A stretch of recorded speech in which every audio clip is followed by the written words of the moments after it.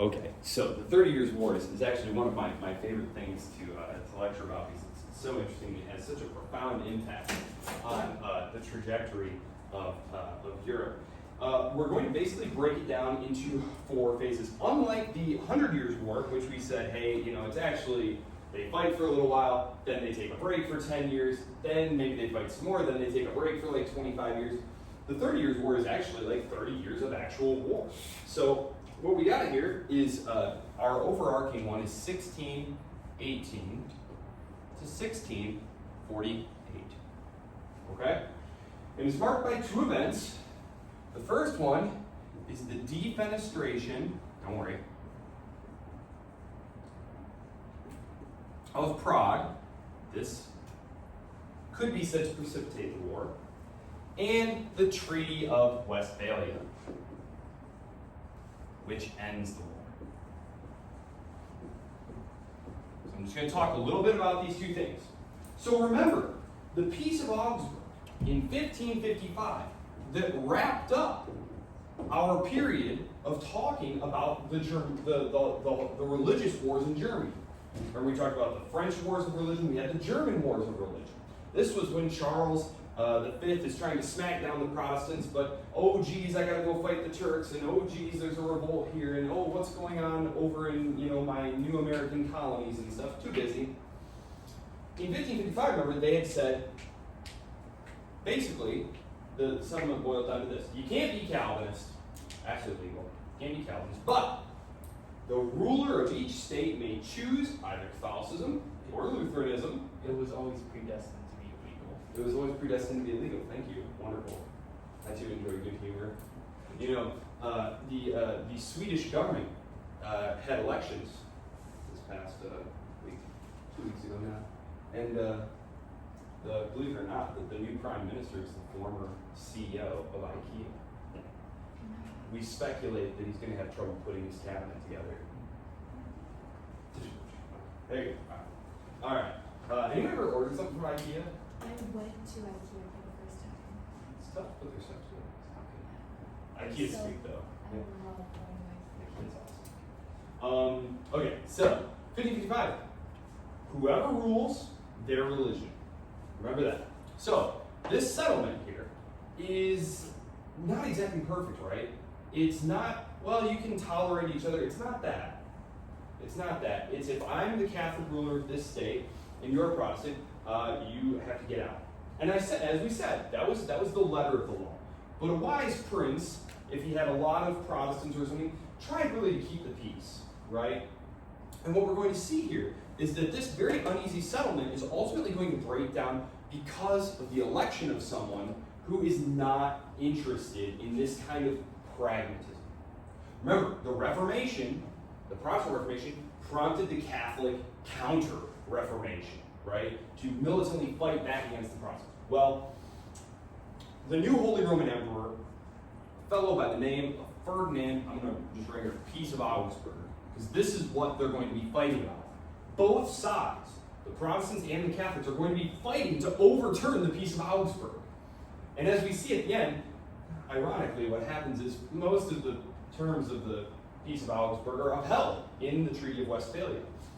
Peace of Augsburg. Remember, this is the one where they just agreed. Whoever's the prince gets to choose the religion of their state. Unless you're a Calvinist, then you're out of line. So, Ferdinand II is the first of our characters that we need to be aware of. Ferdinand II of Styria, I'm just going to call him Ferdinand II. Ferdinand II, Holy Roman Emperor.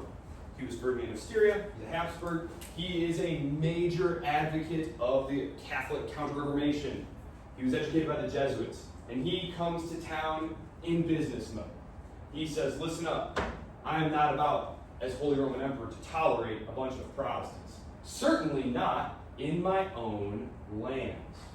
Now remember, the Holy Roman Emperor was an elected position, right? You had the electors, you had the elector of the Palatinate, and the elector of Saxony, and the elector of Brandenburg, and they voted, right? The Habsburgs had a pretty solid lock on the position, but they had there were hundreds of different policies, right? And they had to get agreement. except in their own land, because the Habsburgs were also very powerful landowners in their own right. That's how they kept getting elected over and over in part. So for example, Hungary, Austria, Bohemia, these were the literal personal possessions of Ferdinand in his own right. These were not lands that he had a claim to because he'd been elected Holy Roman Emperor. These were his lands, his personal lands.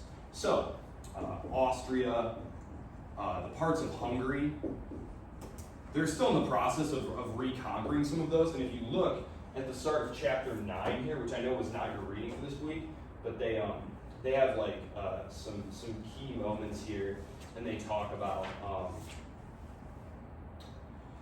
the Ottomans besieging Vienna as late as like 1638. So it is a process of so when I say Hungary, don't imagine like, oh wow, they got all Hungary. No, they're getting like pieces of Hungary. Like they're slowly chopping that away. Eventually, it will be all Hungary. And Bohemia. Bohemia is basically the modern Czech Republic, right? The Bohemian lands. Okay, so these are his lands. And there's a lot of Protestants. There's a lot of Protestants, especially in Bohemia. Look back to your chapter from last week, chapter 5, and on page 193, they said, where are all the radical sects? They were marked by a plus sign. Oh, wow, look at that. In Bohemia, there's 1, 2, 3, 4, basically more than any place other than the Dutch provinces. There's a lot of radical Protestant sects there. And in order to keep the peace, because war is destructive, expensive, etc., his predecessors, all the way through there, had tried largely to just kind of live and let live. As long as they weren't being too disruptive, as long as they weren't, openly defying the emperor or something, they just kind of let it go. Ferdinand is not interested in this, and certainly not in his own crown lands. So what he does when he becomes emperor is he starts taking away the sort of tacit toleration and rights that these Lutheran Protestants had been enjoying. He issues some edicts saying, if you are in a Lutheran church and we granted you some land to have a Lutheran church, I'm revoking the right to have that land. So you got to revert that land back to the Catholic Church. You had the right to do this. Yeah, no. He comes to town immediately setting to eliminate and curb the Protestants, especially in Bohemia. There are some in Hungary and some in Austria, but it's mostly in Bohemia, right? So he makes all these proclamations, sitting back in Vienna, which is his capital, and he sends one of his guys to Prague, right? Prague Castle, this is the home of the Bohemian Diet, this is where they all meet. And his guy knocks on the door, says, a message from the emperor, I need to deliver this. He needs to basically formally go into the chamber of the Diet and all, get up there, read the proclamations, and then they're supposed to be law. And he says, well, can I come in? And rather than letting him in, they pick him up, and the word Fenster is German for window, so this is the de-windowing.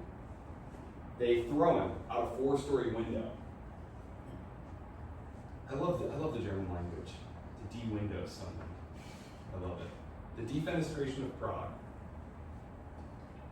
Guy falls down 4 stories. All the sources agree that he landed in a massive pile of manure and lived. This is a grievous insult. This is a terrible insult to the emperor's power and authority. And they take it a step further, because then they convene the assembly and they vote to depose. Not only do they not recognize his decrees, not only do they throw his guy out the window, they then vote to depose Ferdinand as king of Bohemia. One more step of insult, they choose as his replacement a guy by the name of Frederick. So King Ferdinand is out. King Ferd, I'm just going to write that. He's out. New king, King Frederick. King Fred. He's the elector of the Palatinate and a Calvinist. He's basically a minor German noble who is also a member of Calvinism. I mean, this is an insane slap in the face to the emperor. He's obviously not going to put up with this at all. He immediately starts getting around an army. The first of these imperial armies will be commanded by a fellow by the name of Tilly. Tilly will be with us for the next about 7 years, so we'll war his name here. Tilly's going to command the imperial forces, and Frederick realizes right away, okay, I need help. So, Protestantism is under attack because it's very clear to everyone that Ferdinand is attempting to squelch Protestantism in Bohemia, in Hungary, and Austria, and then, once he's done that, he's obviously going to do it in the rest of Germany as well. He's going to assert his control over the rest of the Holy Roman Empire as an absolute monarch. This is the period of incredible state building, right? So it's kind of critical to understand the motivations of the other powers who are going to get involved. So in this early phase here, King Ferdinand is going to appeal for help. He's going to appeal to help to the major Protestant powers. The major Protestant powers who he can appeal to are the English under King James, James I, and I promise we are going to do a whole lecture on just England and what's going on there. I just want to kind of tie it into like what's going on in the Americas and the English Civil War, and because England's actually going to wind up being the boss of everything by the time that we're done in 1914. England is the preeminent power of Britain. But for now, it's still a minor player, but it is a very powerful Protestant power. The Dutch provinces, remember, they had been revolting against the Spanish Habsburgs, and the Spanish Habsburgs had fought this 80-year battle against them, and they finally gave up, gave a little truce, and said, hey, let's take a break for 10 or 12 years. Well, the truce is getting ready to expire here in 1620. In 1620, this truce is going to expire. So the Dutch know that the Spanish are coming for them as soon as this thing is over. And then, ironically, there's also France. Now, France, is not a Protestant power. They're a Catholic power. But the Protestant princes recognize that France has an interest. The monarchy of France has an interest in not allowing Ferdinand II to consolidate his control over all Germany and start building an absolutist monarchy there, because it will be the most powerful kingdom in Europe, which, fast forward to the 1860s, 1870s, unified Germany is automatically, right away, the most populous, the most powerful state in all of Europe, right away. So this is recognized.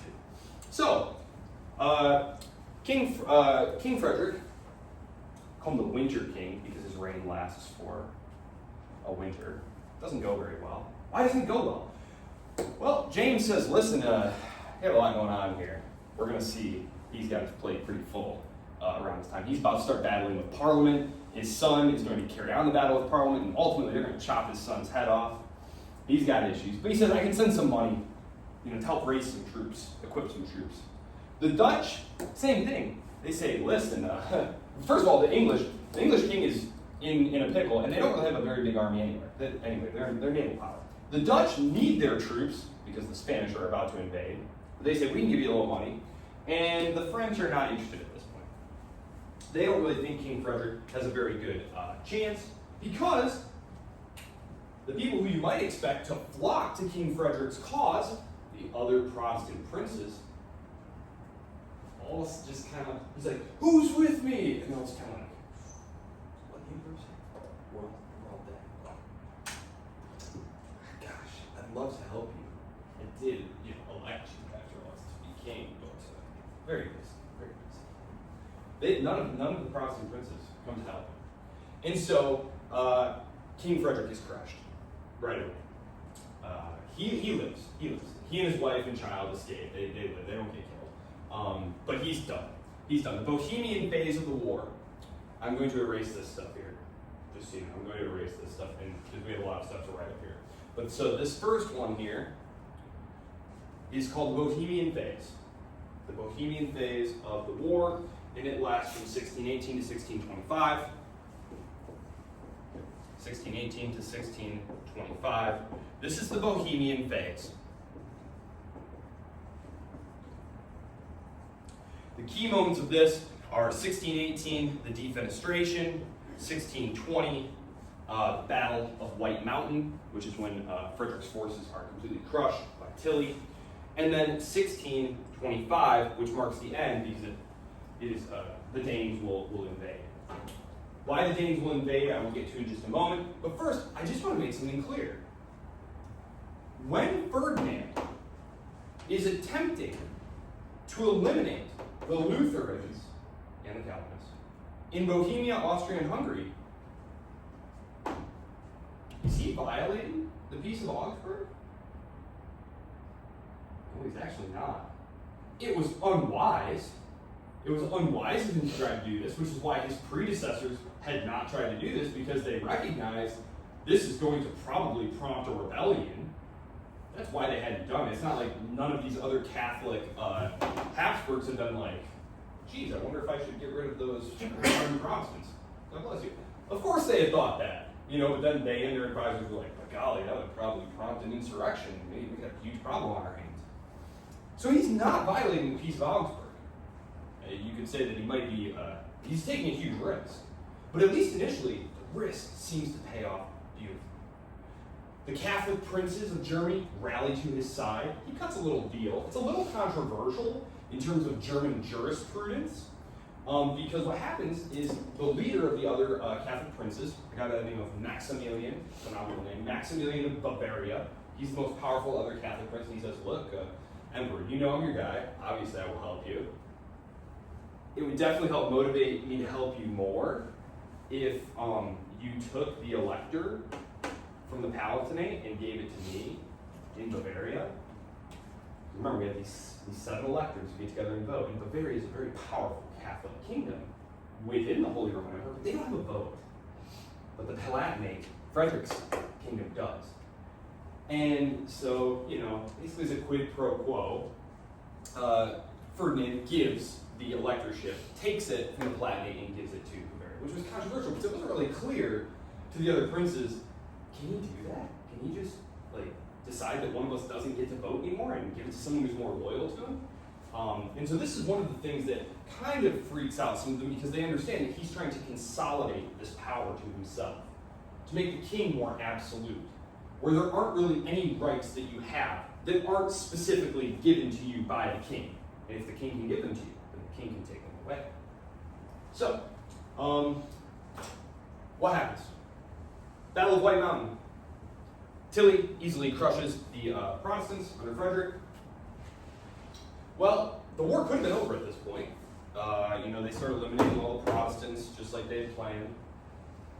But Ferdinand allows Tilly to go north, to start marauding around all of the North German Protestant territories. Basically, terrorizing them, trying to besiege their castles and different things. Remember the building of castles, that was one of the things that had happened that had weakened the power of the Holy Roman Emperor. But Tilly's army is getting closer and closer to the Baltic Sea, which if you look at the map in your book, you'll see where the Baltic Sea is if you aren't immediately familiar with that. And this prompts these other powers to start thinking about intervening.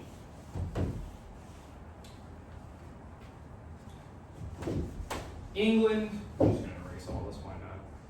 England, the Dutch, the French, they start talking among themselves and they say, gosh,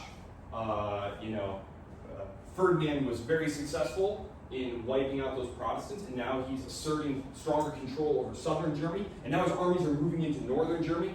Holy Roman Empire, that's what they call Germany, yes. So Tilly is Ferdinand's general. Okay. Yep, Ferdinand's general. So And he's marauding around up north here, Okay. terrorizing the German princes, basically trying to cow them. Well, in 1625, as I said, the Bohemian phase lasts from 1618 to 1625. Because in 1625, a new phase starts. It's a rather short phase.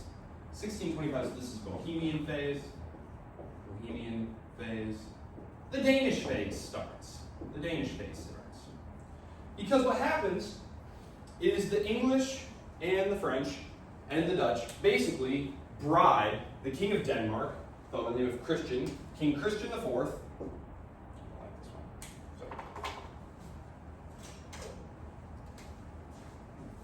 King Christian IV of Denmark. They say, listen, this, again, you need to consult the map in your book to see where Denmark and the Holy Roman Empire are in relation to each other. You will see that they share a border. And all of a sudden, there's these imperial armies getting very close to the border.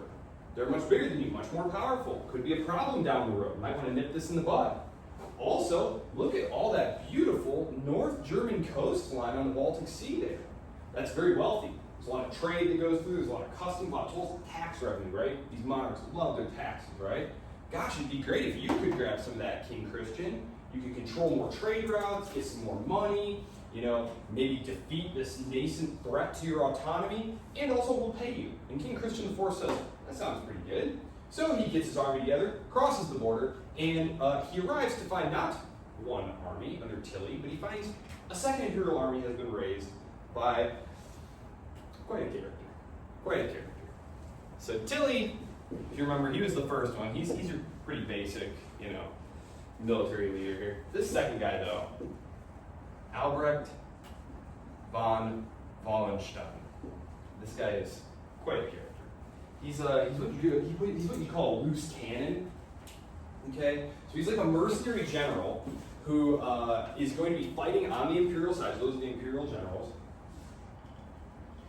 And this guy, number one, he invents a whole new way of doing war during this early modern period. Remember, we started this in the late medieval, early modern period, where the king would still kind of like call up his nobility and say, hey, we got to go fight some French, and then they would raise their retainers. Warfare was much cheaper. Then we saw the introduction of new infantry tactics and weapons and gunpowder weapons had led the nobles to being kind of sidelined, and they would pay money to the king, and the king would try to raise armies, composed mostly of infantry. Well, it led to this thing like military entrepreneurship. It meant that if you were someone who could raise a large force behind you, you could go around and sell your services to these monarchs. And you could say, well, we're 9-0 in night battles, and they didn't fight at night. But you could basically sell yourself. You'd say, I've got this many guys, they have this much experience, we'll contract out to you for 2 seasons, etc. Well, Wallenstein, he's like that, only he has one innovation. He doesn't pay his troops. No, what he says instead is, listen, see how we're like marching through Germany, which is super rich? Anything you see, you just take it, and that can be your kingdom. So Wallenstein's army, whether you're a friend or a foe, you do not want to see them come, because they're going to take everything that isn't bolted down and maybe even some of the stuff that is. So Wallenstein also does not like to take orders. The emperor is in a very tough position here. Ferdinand II. Remember, I'll just write Emperor Ferdinand. Emperor Ferdinand II. He's in a weak position. He really needs these military forces. But Wallenstein is not easy to discipline. Ultimately, he's going to be fired multiple times and eventually assassinated by those loyal to the emperor, as we will see. But the Swedish phase starts. He crosses the border and gets crushed right away by Tilly. Oh, I'm sorry, the Danish phase. Thank you, the Danish phase. Very quickly crushed. 1629. 25 to 29. So basically, they announce, hey, we're going to get in this thing. They raise some forces. They cross the border. They run into these imperial armies, get crushed, make a peace, and get out of there. So now the anti-imperial forces, the English, the French, the Dutch, they're shopping once again. They want someone to intervene, and they hit on a real winner. The guy. The Swedish phase. And I had mentioned, if you're interested in military innovations at this time, Gustavus Adolphus. So King Christian, kind of a klutz, whatever. And he's not anything special in terms of a military leader. He's not a bad king or anything, but this is a war. You need someone with some military chops. Gustavus Adolphus, King of Sweden, is your guy if you want some military chops. Not only has he put together kind of the first professional citizen standing regular army, he's also incorporated mobile field artillery into his army, and they're virtually unstoppable, as we will see. So the Swedish phase, though, is also very short, 1630 to 35. Again, consult your map in your book if you need to see where Sweden is in relation to the activity that's going on here. Sweden is similarly bribed in. They get paid by the English and the French and the Dutch. And they also get promised Baltic coastline, those delicious ports that you want to get a lot of, some lands, part of the Holy Roman Empire's lands. So there's the same financial benefits there. The Swedes. They march in. Tilly confronts them at Breitfeld, which is right outside of like Leipzig. So I guess I'll just write Leipzig. So in 1631, Leipzig, it's actually Breitenfeld, but Leipzig is the major city there. Leipzig, Tilly confronts Gustavus Adolphus and he's crushed. So they keep marching south. 32, Lutzen. This is arguably the turning point battle of the war here. Because now you got Wallenstein. Wallenstein attempts to stop him. They're almost in the Catholic heartlands now. Like they're literally driving south. Bam, smash Tilly, beat up on whatever random imperial forces they find. Then they come upon the other large imperial army under Wallenstein at Lutzen in 32, and once again the Swedes smash them. And now everything has been reversed. You had Emperor Ferdinand felt like he was on top of the world, right? He was defeating all comers. He's going to re-Catholicize, destroy the Protestants, and all of a sudden, some giant angry Swedish Protestant is almost right at your capital, blowing up all your armies.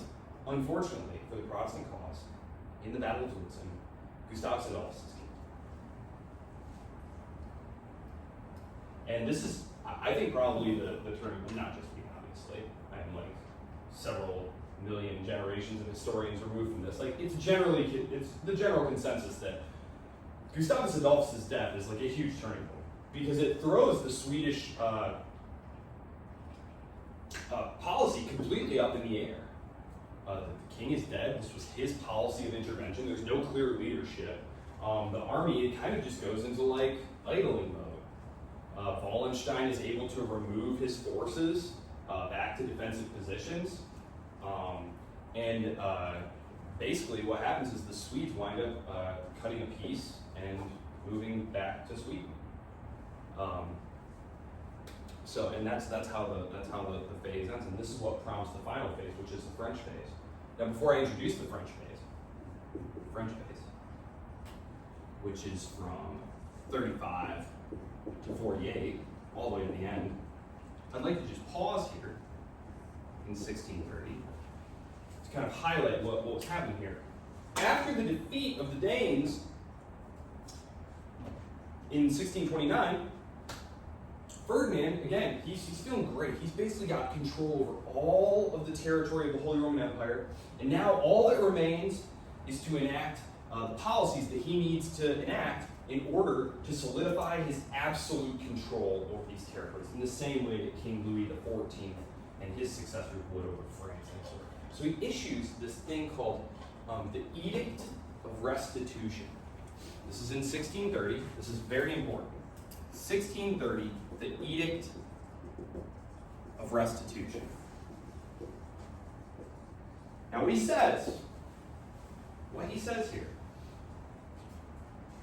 is that all lands of the Catholic Church that were seized after 1552, so prior to the signing of the Peace of Augsburg, right?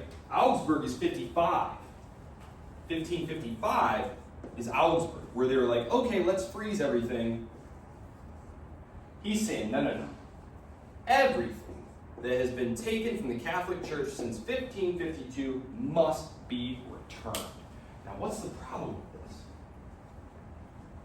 These church lands, yeah, go ahead. Who were the lands seized by? The Protestant princes. Okay. All the German Protestant princes. Remember, that was one of the reasons that they loved what Luther was preaching. Luther was saying, you, the princes, you should be in charge of the church in your own domains. And they were like, really? Like all the lands and the money and the appointments and everything? Okay, that sounds wonderful. That sounds great. This is a huge power base for these princes. These are huge. So we said that almost a third of Germany's land, the Holy Roman Empire's land, was Catholic Church property. So if you are the ruler of Saxony, all of a sudden your territory and tax base just expanded by 33%. And now all of those church appointments, those are all yours to make now. Those are spoils that you can hand out. So they gave Catholic princes more power. And this edict. Okay. So what the edict is doing, he's not interested in strengthening the Catholic princes, right? Because the Catholic princes, the good, loyal South German Catholic princes, didn't take the church lands. Mm-hmm. Right? They respected the church property. This is aimed at completely destroying the power of the North German princes. Okay. This will kneecap them at a blow, right? Take away the power of their power over the church. Take away their power of appointments. They can't just put loyalists in there and reward people. These are cushy jobs. Like, you want these jobs, especially, if I'm, some noble and I have 3 sons, for example, I'm only going to leave the property to one of them. I need comfy, secure, wealthy jobs for the other 2, right? And so to secure my loyalty, the prince or the lord or whoever, the king, will say, well, I've got this archbishopric. Doesn't your son, isn't he looking for a spot? It'd be great if in the meantime you could take care of this other thing for him. It's a pretty quick pro quo, right? So it's a spoils thing. So the emperor will now be in charge of that. Thank you very much. Also, all that money, all that revenue that's coming in off these church lands, that will also be coming to me, the emperor, now. Thank you very much. And this is horrifying to the North German princes, to the French, to the English. Everyone recognizes what's happening here. This is going to completely destroy all Protestant opposition to the emperor in Germany, because they're going to be politically weakened, they're going to be economically weakened, and if you're politically and economically weakened, that's going to directly translate into you being militarily weakened. And we've already seen that the Bohemian phase and the Danish phase had ended in crushing defeats for the Protestants. So in 1630, when Ferdinand II issues this, he's close. He is close. He's really close to making the Holy Roman Emperor more powerful than he had been since really the time of the Crusades, and Frederick Barbarossa and people like that. So he's very close. And this is what prompts the Swedish intervention. And this is why the Swedish intervention is such a crazy turnaround, because Ferdinand goes from I'm this close to sir, the Swedes are about 10 miles from the city, what should we do? And of course, had Gustavus Adolphus not been killed, if I remember correctly, he's shot. Because he actually fought with his troops. Ferdinand does not fight with his troops. This was that period where we're transitioning, right? We talked about Henry Tudor being the last English king to win his throne on the battlefield. We're kind of in that transition period where kings and emperors are no longer going on the battlefield. A few of them are, but Gustavus Adolphus is one of the last. The Swedes pull out. They're in complete political turmoil back home. They have no mandate to keep going. The army can't be paid. They're having all sorts of problems. They get out of there. They cut a separate deal and they get out. And this prompts the French, who have been financing a lot of this intervention from the start. This prompts the French to intervene. Now, you'll remember from last time that the King of France at this point, which if you're interested in who the rulers of the various countries are at this point, you'll remember in chapter 5 there was a great little chart on page 355. There's another chart that basically picks up right where that last one left off. I don't know why they separate them by so many bajillion pages, but they do. We have in France at this point Louis XIII. And he dies in 1645. But by that point, the war is basically over. They're basically just negotiating at that point. And the person who succeeds him is the very, very, very young Louis XIV. He will not be ruling in his own name for some time. So we're just going to stick with Louis XIII being the French. Just know that he dies just before this, but it's a kid. The real powers behind the throne, the real architects of these policies are the ministers, the first ministers. Under Louis XIII, it is Cardinal Richelieu. which I believe I've mentioned many times. He is the antagonist of the first of the Musketeer trilogy. And then once he dies, which he dies right around the same time as Louis does, Louis XIII does, and his successor, Mazarin. So it's really the ministers of France who are running the show at this point. Because Louis XIII is actually not even remotely interested in governing at all. It's just one of those weird things. He just like to, just kind of hang out, go hunting, listen to some music, Such a drag being king, But luckily for him, Cardinal Richelieu was very on top of his game, so. So they intervene, the French base, they intervene, but this is not going to be a decisive intervention. The French are going to intervene in the north to back up the princes, the North German princes. Basically, the Swedes are pulling back, right? But they had conquered and defeated the imperial forces in the Northern Holy Roman Empire, in northern Germany. The French basically moved their forces into the north to help back up the princes. Meanwhile, in the south, the Spanish, who at that point the king is Philip IV, and he's a Habsburg, right?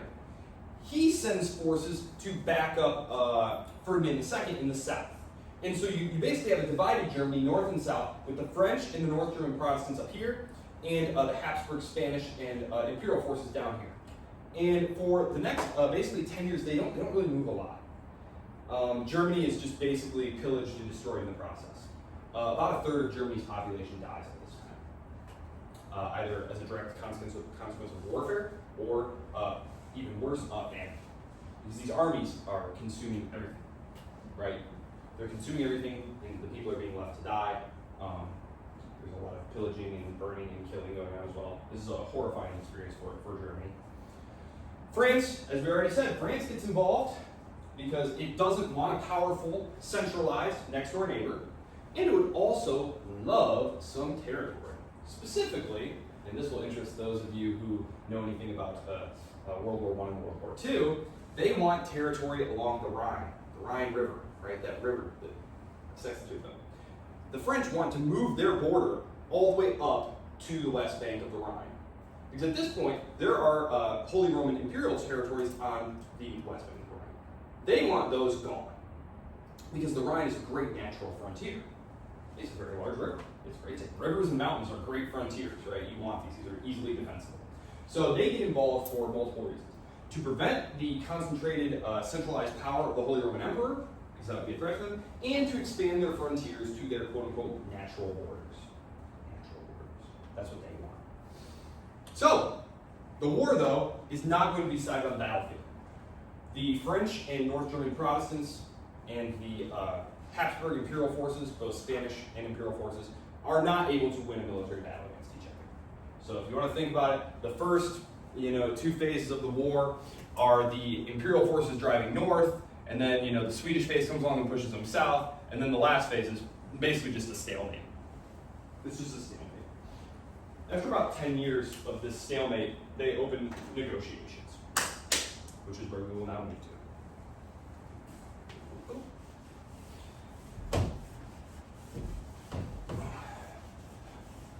Oh yeah, Wallenstein. I'll just real quick kill him while I'm erasing the board. So after Lutzen, Wallenstein basically tells the second in command, the Swedish second in command, whose name I forget. I think it's Christian Anhalt, if I remember, but I could be wrong there. He basically says, let's open negotiations. Let's talk. Well, what's the problem with that? Well, the problem with that is he doesn't have the authority to do that. The emperor didn't tell him to do that. And if anyone's going to negotiate, it shouldn't be some mercenary general that the emperor hired. It should be a representative of the emperor, given all the plenipotentiary powers to do that. He also has his army at this time swear a personal oath of loyalty. He also at this time has his army swear an oath of loyalty to himself, rather than the emperor. This is an imperial army. Yes, it's a mercenary army, but it is an imperial army. Its loyalty as an imperial army is to the emperor. But Wallenstein basically decides at the Battle of Lutzen, swear loyalty to me. The emperor hears about this, and it's understood, right? God, that's weird. It's a weird thing. You just want someone to listen to him really good, right? No, the idea is, look, things are getting a little testy around here, and if things come to blows between me and the emperor, you're on my team, okay? Because the emperor was always very uncomfortable with Wallenstein. Wallenstein was very wealthy, very powerful, and a total loose cannon. He just did not take orders. He had been fired twice. He's being fired again right at this moment. And the Southern Catholic German princes do not like him at all. They don't like this guy. They consider him kind of a threat, basically. And of course, the North and Central German princes hate him too, because his army is just pillaging all their stuff, destroying all their stuff. And so he winds up getting murdered around this time, right after the Battle of Blitzen. But yeah, so, okay. Peacetime. Blue marker. Blue the best. Peacetime. So, 1648, the Treaties of Westphalia. I'm just going to call it the Treaty of Westphalia, because that's what pretty much all the other books call it. Just know that there were multiple treaties. Like they were going to resolve a bunch of issues over the course of their time. They basically sit there and talk for years. You know, we kind of think of like World War II. You know, they got together, they signed some papers, peace treaty. Woo, you know, very quick. No, this took years. This took years for them to hammer this stuff out. They were meeting in multiple locations, running people back and forth. They came with multiple documents. But we just kind of call all of these treaties together the Treaty of Westphalia. So just so you know. The Treaties of Westphalia. What do they do? Well, let's start with the territorial stuff. The territorial stuff. France. Solid winner. Yeah, that's what I'll do. Winners. Winners and losers. That's how I'll divide this up. So, 1648, Treaty of Westphalia, right? That's when this is signed, 1648. It's one of the few dates that even as an undergrad, like I literally always remember. It's like when someone asks you, you know, about the mitochondria, and you immediately respond that it's the powerhouse of the cell, even though you don't know what that means. I don't know what that means. But when someone's like, what's a mitochondria? It's the powerhouse of the cell. You know, it's like I'm a sleeper agent who's heard his activation phrase. When someone says 1648, I'm like, the Treaty of Westphalia. It is used as like kind of a hinge point in European history to mark the end of religious warfare and the rise of secular warfare, to mark the end of the old feudal way of doing things, and to mark the rise of absolutist monarchies and the modern bureaucratic military state. So it's, you know, and it is also the period when Germany is kneecapped. The Holy Roman Empire is kneecapped, and it will be a minor player over the next 200 plus years until Bismarck comes along and unifies Germany. So, 1648, it's one of the few dates that just, it always stuck out to me. I always remembered it. Mostly because my professor, Dr. Rawson, mentioned it like 1 bazillion times. Okay. We're going to do this with winners and losers. Winners. And losers. Okay. Winners. France. France is a big winner here. France gets lands along the Rhine. Rhine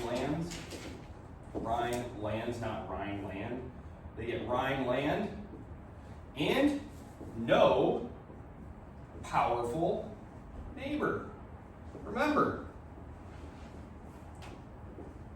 the French kings had been surrounded by the Habsburgs for centuries. You read about the Habsburg-Valois Wars, right? You had, in Spain, you had Habsburgs. In northern Italy, you had Habsburg lands. Above you, in the Netherlands, you had Habsburg lands. And to your east, you had Habsburg lands. You were completely encircled. So this is a huge win. This is the rise of France as the dominant power. France is going to be the most powerful state on the continent from now, 1648, until the final defeat of Napoleon in 1815. This is the era of French supremacy on the continent. So France is a huge winner out of this. Sweden, yeah, I guess Sweden is a winner, but they're more of a minor winner. They do get some Baltic lands, some Baltic coast. And remember, there's just a lot of like trade going on there. And of course, if there's trade and you're a government, you're going to try and tax that trade and control those trade routes and those toll routes. So they get some Baltic coast and other territories. However, Sweden, which was a very powerful kingdom during this period, is ultimately going to lose out to Russia. Russia is still kind of a nascent power at this point. I haven't even brought them into the story. But in about 50 years, they're going to fight a series of wars, and the Swedes are going to lose them and be relegated to a third-rate power for the rest of history. So, Just so you know. Sweden is a winner of this war, but it ultimately doesn't matter because the Russians wind up being more powerful. Sweden. Other winners. Big winner. The Dutch. The Dutch.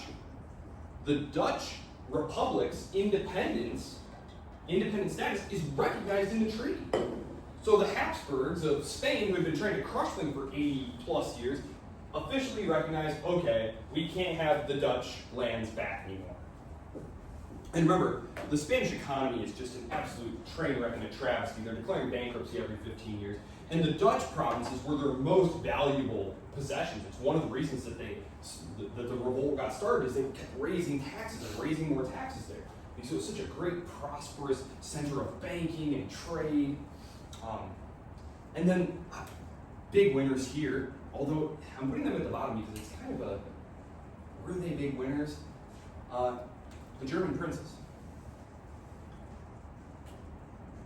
And I put them at the bottom because it's almost ambiguous, because the treaty recognizes the total sovereignty of all German princes. That means each of the rulers of these 300 little things are totally sovereign over politics, religion, and foreign policy. The emperor has zero control over anything in their lands. So on the one hand, that's great for you. On the other hand, you are now cut loose. You are expected to swim in the ocean of geopolitics, and this is one of the reasons why Germany becomes kind of the plaything of others during this period. Yes, we were going to say something. Are they German princes or are they like Prince of the Holy Roman Empire? I know we were kind of Holy Roman Empire. Yeah, they're German. It's the Holy Roman Empire of the German nation. Got it. So, but all of them. The power of the Holy Roman Empire. So losers. Big time loser. The Holy Roman Emperor. Holy Roman Emperor. Power is completely destroyed in this treaty. He has no control now over really anything at all.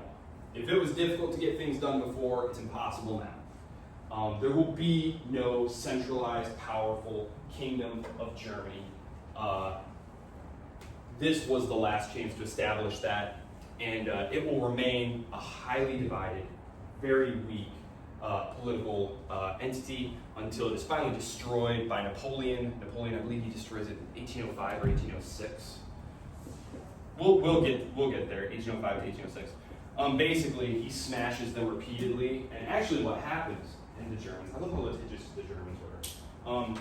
I had mentioned earlier where, Ferdinand says, sure, Maximilian, you can be the new elector. Everyone's like, can you do that? And then they start and they'll be litigating claims over the 30 Years' War for the next couple hundred years.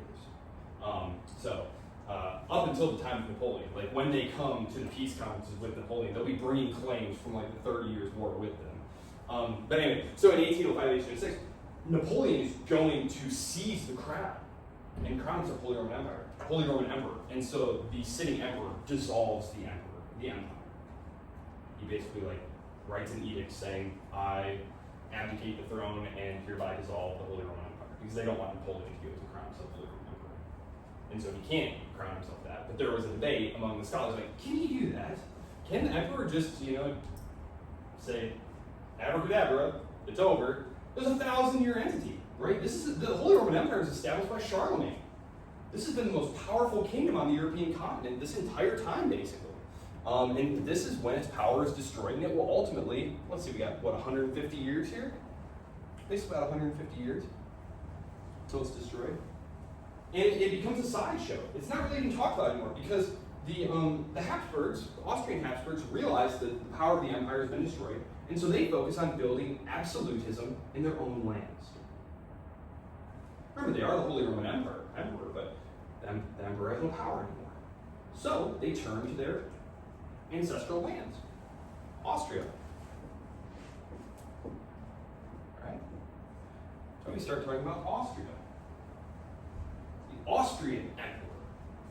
If I can't build an absolutist monarchy in the Holy Roman Empire, I will build one in Austria. And then I will conquer some of my neighbors and absorb some of those lands and build myself an empire. That's why Austria, World War I, the Austro-Hungarian Empire, right? Austro-Hungarian Empire? This is the moment when the Habsburgs give up trying to build an absolutist monarchy, a centralized monarchy in the Holy Roman Empire, and they focus on doing it in their ancestral lands. So that's why in your reading next week, when you read about the War of the Austrian Succession or the 7 Years' War, they're talking about like Austria. Up until this point in your book, it was always the Holy Roman Emperor did this and then did that. No more. They stopped talking about that. The Holy Roman Emperor is now, maybe it's a little rude, but it's kind of a fiction. It's kind of a fiction.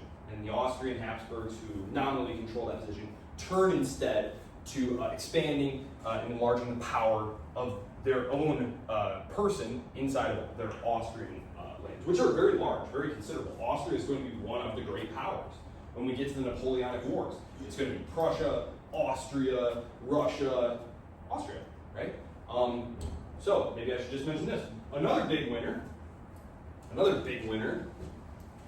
Oh, yes, not a loser, a winner. A definite winner. It's not clear to anyone at the time that this is going to be really important, but it is ultimately Prussia. Brandenburg, Prussia. Brandenburg, Prussia. Who knows why Prussia is important? I've talked to Germany. When Germany is unified, it's unified by the King of Prussia. It's the Prussians who unified Germany. And prior to this point, Prussia was nothing. Brandenburg had been established as an outpost by one of the crusading orders. I don't remember which order. It wasn't the Templars. It was a different one. But basically, Catholic missionaries were trying to go into the Baltic states where there was a lot of pagans in like modern day Latvia and Lithuania and Estonia, and they needed like protection. And of course, there were traders doing this, so they needed protection. And so Brandenburg was basically like this outpost of the Teutonic, and it's obviously Germany, right? The Teutonic Order is based out of Brandenburg. So it's like a military elite, and it gradually grows into a state, and this is a period when their lands are consolidated during the 30 Years' War, and now they have total autonomy within their lands. And very quickly, the Prussians are going to become a huge player. They're not a huge player during this war, but by 100 years from now, they're going to basically kickstart the 7 Years' War, which we call the French-Indian War, right? The French-Indian War is wrapped up in this wider conflict that the rest of the world called the 7 Years' War. And we're going to see that this is all tied into a succession controversy, and the Prussians make their move to swipe some phenomenal lands. Prussia, they do a little bit of like redrawing the borders there, and Prussia becomes very stronger, and it's going to get stronger. So these are the winners. Total losers. The German people. As I said, a third of them die. Agriculture is destroyed. Industry, destroyed. Everything. Destroyed. It's all destroyed. Germany has just been devastated. It's like the worst thing that's ever happened to Germany. Up to this point, it will get worse. Spoiler alert. So that's the 30 Years' War. So we have basic bases. The Bohemian War. This was just Ferdinand trying to assert control over his own crown hereditary lands, and the nobles, the Protestant nobles, they're saying, no way, and revolting. And so they raise up a new king, and he smashes him down. Could have ended there, but instead he allows his army to go north. This prompts the first intervention by the King of Denmark. He is smashed, and so the coalition of powers, the Dutch, the English, the French, they find another Huckleberry. Anyway, be your Huckleberry? Okay, well, it just means you're down for it. They find a new Huckleberry, and it's the King of Sweden, and he's a real killer. Gustavus Adolphus, he reverses all those losses and is so close to capturing all of the Habsburg lands for the Protestant forces, and then maybe they would have all been Protestantized, and history would have been radically different. He's killed in the Battle of Lutzen. The Swedes are thrown into total disarray. Military disarray, political disarray, the army and everything's in financial disarray. They withdraw. This prompts the entry of the French, who now have to carry their own water. They've basically just been paying everyone else to do it. They have to get involved. And so they basically move into northern Germany, the Holy Roman Empire, to help defend the North German Protestant princes against the allied Spanish and Austrian Habsburg imperial forces who are in the south. And then they basically just have kind of a back and forth there. Germany is sucked dry and ravaged and destroyed in the process, and they eventually, in 45, 46, they decide, well, maybe we should just call it quits. And so they write up a peace, and they basically uphold, as I said, everything from the Peace of Augsburg in 55. So other than these territorial gains, what provisions of 55 were largely upheld? Well, oh, yes, differences. Well, let's do differences. Calvinism. The Treaty of Westphalia makes Calvinism legal. So you can now be Calvinist. This is basically them saying, because Calvinism was like the most radical form of Protestantism. This is basically saying, like, whatever you are, it's fine. If Calvinism is legal, then whatever else you guys are is fine. Restitution. This is a huge blow. Remember, he had been trying in the Restitution of 1630 to take back all the lands going all the way back prior to the Peace of Augsburg. This one will say, look, the only lands that the Catholic Church can have back are those that were taken after 1624, which is basically like none. So it's basically saying, no, all those lands that were taken over the course of the German religious wars, those can all stay with the North German Protestants. And then, as I said, it cemented the autonomy, the full autonomy of the German princes. Not just now, oh yeah, you can, control who's what religion. No, now any religion is game, and you have total control over your foreign and domestic policy, completely destroying the power of the Holy Roman Empire, a Holy Roman Emperor. The Holy Roman Empire will remain, but as I said, it's largely a fiction. Historians from this point and analysts from this point start talking instead about Austria and Prussia, because these are the two states that become the most powerful, and they're going to fight for control over this territory, and it will culminate ultimately in a war between, actually, multiple wars between them, but we'll get there. Any questions? I have 2 minutes if you have any questions about the 30 Years' War. What do you guys think? Does it make more sense now? So when people say, well, the Protestants and Catholics just hated each other, this is somewhat oversimplifying, right? Yes, it is true that Ferdinand II's unwillingness to tolerate Protestants in his own lands and to force Catholicism on them did prompt a revolt, right? But the other powers who were intervening, they didn't care. France is Catholic. France doesn't care what you guys are. Yeah, and then there were economic considerations. Those beautiful coastal ports they want for those Baltic areas. So there's basically a religious war going on, a civil war going on, and then an international war going on, all mixed in together in layers and stuff. So I hope you enjoyed the lecture. I will see you all on Wednesday when we will start talking about the world, which was the sort of Europe and the world, which was part of our reading. I will start to talk about England, jolly old England, and we'll catch up there. And then, we'll talk about discussion board and different things. Have a great rest of the day and a great Tuesday. And I will see you on Wednesday. Thank you. Email me if you need anything.